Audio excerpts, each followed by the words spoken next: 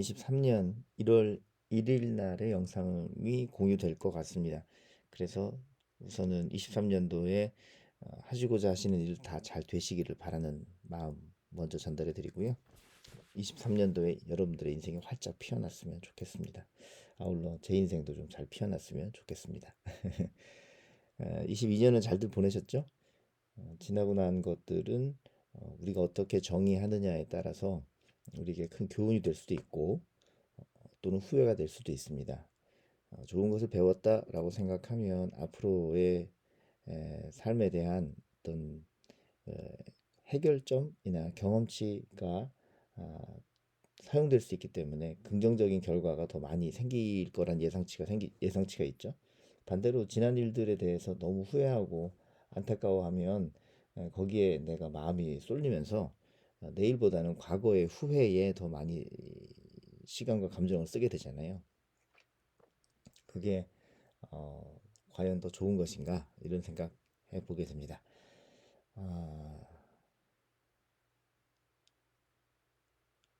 PS1 포트폴리오 22년도 12월자 결산표가 이제 새로 업데이트가 됐죠. 보시는 분들은 꾸준히 보셔서 아시겠지만 파란색 그래프가 PS1, 빨간색 그래프가 S&P 500, 뱅가드 인덱스 인베스터입니다.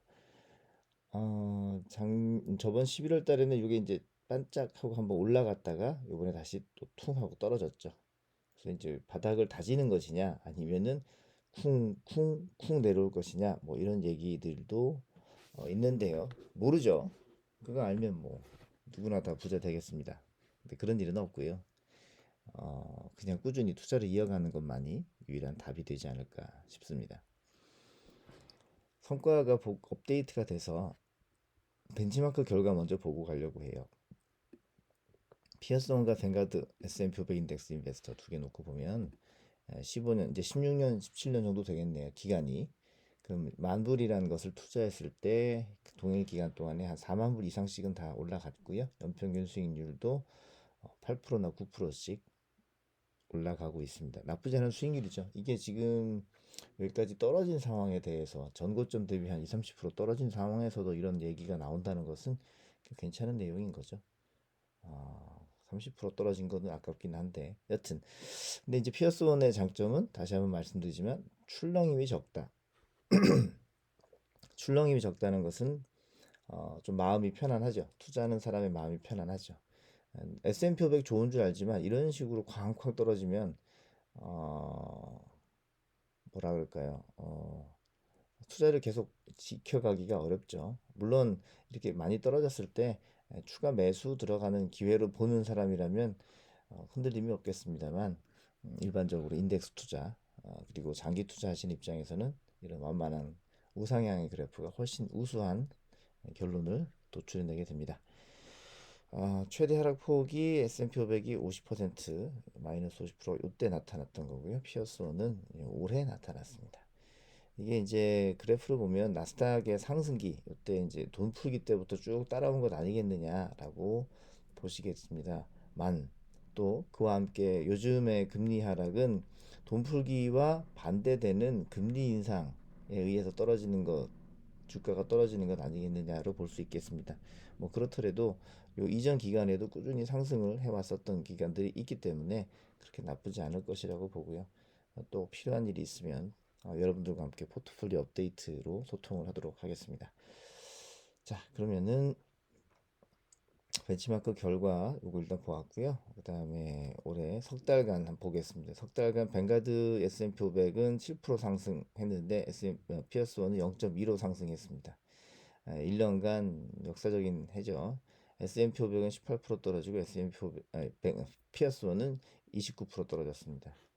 그 기간 수익률이 S&P 500 투자하신 분들은 올해에는 18% 손실을 보셨고 피어스원은 30% 손실을 보신 거죠. 3년 동안 수익률로 넓혀서 보자면 S&P 500을 3년간 투자하신 분들은 7%대, 피어스원은 2%대 수익을 보신 거고요. 5년으로 봤을 때는 S&P 500 9%대, 피어스원은 6%대, 10년으로 봤을 때도 S&P 500 12%, 피어스원 8% 이렇게 됩니다. 그래서 단순하게 숫자로만 놓고 볼 때는 유불리가 좀 있지만 투자를 시작하신 시점이나 인출 시점 이런 것들 보면 약간 달라진다는 거 실제 해보신 분들은 아실 거예요. 여튼 투자 모델을 만든 그 시점으로부터 요 시점으로부터 쭉 끌고 왔을 때 피어스는 9%대, 뱅가드 S&P 500 인덱스는 8%대 수익을 내고 있는데 주목할 점은 변동성에서 3년간 변동성은 뱅가드 S&P 500이 더 크고요. 피어스원이 더 작습니다.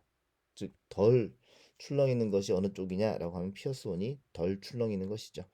5년간으로 봤을 때도 변동성은 훨씬 피어스원이 좀 적은 것으로 나타납니다. 그래서 S&P 500과 유사하지만 변동성이 적은 그리고 좀 안정적인 포트폴리오를 원하시는 경우에는 이런 그 성과를 내는 피어스원이 낫지 않겠냐라고 말씀드립니다. 다시 이제 주간 성과로 좀 돌아가자면 12월 30일까지 만든 지 1151일 동안 우리가 운영했을 때 연평균 한 1.6% 정도가 납니다. 왜 1.6%가 났느냐? 요거는 또 어떤 것과 차이가 있겠냐면은 이게 한 3년 정도 가까이 됐으니까 요 정도 나와야 되지 않겠느냐라고 하겠는데 만 3년이 되지 않았다는 것이 하나가 있고요. 두 번째는 환율이라는 게 또 좀 반영이 되기 때문에 그렇습니다. 환율이 또 2.38%나 떨어졌기 때문에 연평균 수익률이 좀 떨어진 거죠. 그래서 자산 가치가 이번 주는 0.56%좀 떨어진 셈입니다. 달러 값이 많이 떨어지는 것 때문에 요즘 그 주가도 떨어지고 달러 값도 떨어지는 것 때문에 성과가 안 좋지만 그래도 요거는 1.56% 정도의 연평균 수익을 내고 있다. 마이너스로 가지 않았다라는 것만으로도 꽤 고무적인 상황 아니겠느냐. 일반적으로 봤을 때 원래 피어스원은 20% 정도 1년 또는 3년 동안에 2% 수익률을 본다라고 했는데 요거랑 맞춰서 봤을 때 환율 효과까지 조금 반영해주면 거의 유사하게 작동이 되고 있는 것으로 볼 수 있습니다. 자, 증시 한 번 더 증시 상황 한 번 더 마무리해 보겠습니다. 지난주 12월 23일부터 30일까지 다우존스는 0.36% 올랐고 S&P 500이 0.45% 올랐는데 나스닥은 아주 조금 0.1%가량 하락을 하였죠. 22년이 마무리되었는데 22년의 마지막 주간에도 미국 인플레이션 압력이 상당 기간 지속될 거다라는 의견이 뭐 대세입니다. 사실은 뭐 한 해가 끝났다라는 명분이 주어졌을 뿐이지 그냥 금요일 되고 토요일 되고 월요일 되고 뭐 이렇게 날짜 가는 건 똑같은 거죠. 근데 이제 인플레가 뭐 해가 바뀌었다고 짜잔 하고 뭐 가라앉을 리도 없고요. 하던 일은 계속 진행이 되니까요. 그래서 작년 말 벌써 작년이라고 표현하네요. 어젠데 미국의 향후 물가 상승률이 4% 내외가 유지되고 있는 것으로 보여지고 있고요. 연준은 유지되는 것으로 예상되고 있고요. 죄송합니다. 앞으로 미국은 지금 7, 8% 인플레가 4% 정도로 정비가 좀 돼야 되지 않겠냐, 그렇게 좀 가라앉지 않겠냐, 유지되지 않겠냐, 이런 의견들이 있는데, 연준이 그 기준금리를 5, 6% 정도 유지해야 인플레를 통제할 수 있어요. 근데 이제 지금 이렇게까지 하기는 어렵지 않겠나라는 의견 뒤에는 야, 노동시장이 견조한데 뭐가 걱정이냐, 뭐 이렇게 연준에게 힘을 실어주는 상황이라고 하죠. 금리 인상을 하다 보니까 우리나라도 많이 겪죠. 주택시장, 담보대출 금리라고 하죠. 뭐 모기지 금리 이런 것들이 미국 11월에 잠정주택 판매율이 전월과 전년 대비 4%와 37.8% 감소했어요. 전년 대비 37.8%면 엄청나게 많이 감소한 거죠. 전월 대비 4%도 작지 않습니다. 이런 것들이 전체 주택 시장의 둔화를 예고하는 것이고 경제 전반에 부정적 영향을 미칠 것으로 예상되는 이 부분이 되겠죠. 미국의 노동 시장은 그래도 여전히 견조하죠. 건재합니다. 근데 그지만 이제 연속 실업급여 청구권은 전주 대비 소폭 증가한 거죠. 뭐 직장 구하지 못하고 계속 실업급여 받는 사람들이 좀씩 늘고 있지 않느냐 이런 추세이긴 합니다. 이런 추세는 향후 구직이 어려울 수 있다는 신호이기도 하죠. 빨리빨리 취직을 못하는 거니까. 지난주부터 미국의 이제 대기업의 그 인원들이 꽤 많이 해고됐어요. 그래서 해고 인원이 증가하는데도 실업급여 청구권이 급격히 상승하지 않고 있는데 요거는 퇴직하면서 받은 그 퇴직급여가 있어서 실업급여 청구가 좀 늦어지는 것으로 이제 분석이 되는 거죠. 뭐 근데 대기업에서 해고된 인력이 그냥 집에서 팽팽 노느냐? 그건 아니고 또 중소기업도 인력난을 겪기 때문에 그 중소기업에서 또 많이 사람들을 이제 고용할 수 있습니다. 그래서 무조건 실업률이 올라가지는 않을 것이다라는 의견도 보이는 거죠. 이에 대해서 이제 또 한편 백악관의 최고 경제자문위원은 올해 23년 미국 경제는 연착륙할 겁니다. 이렇게 평가하고 있어요. 이거는 뭐 무슨 자신감이냐? 미국 바이든 정부가 이미 대규모 투자를 한 2년 동안 해왔잖아요. 그래서 일할 게 많아진 거예요. 뭐 기업 뭐 반도체법이라든가 뭐 이런 것들 많이 하고 있잖아요. 미국에서. 그래서 여기 가서 일할 사람들이 많이 필요하기 때문에 결국 이제 국민 개개인들은 손가락만 빨거나 가난해지거나 그러지 않는다는 것이죠. 그래서 이런 상황 때문에 연준은 이제 그래요? 경제가 크게 어렵지 않으니까 인플레는 계속 잡아야겠네요. 라고 해서 금리를 올릴 수가 있겠고 백악관은 지금처럼 계속 고용과 경기 활성화를 위해 투자를 이제 유도할 것 같습니다.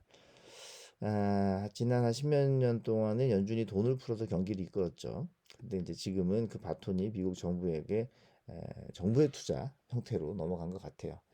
어, 호황은 좋지만 불황은 더 좋다는 말이 있습니다. 뭐 아시겠지만 경기가 떨어졌다가 돈 풀고 또 떨어졌다 돈 풀고 그러니까 그 사이에 계속 올라가는데 떨어져서 돈 풀어서 올라가니까 좋은 거죠.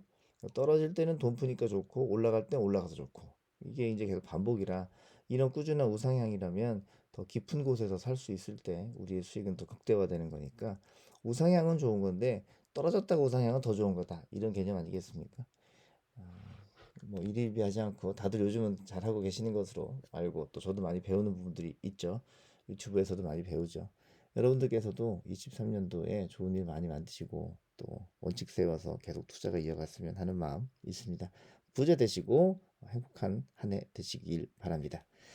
자, 1월 둘째 주에 찾아뵙도록 첫째 주 뭐 지금이 첫째 주인가요? 다음 주에 뵙는 것으로 하겠습니다. 건강하세요.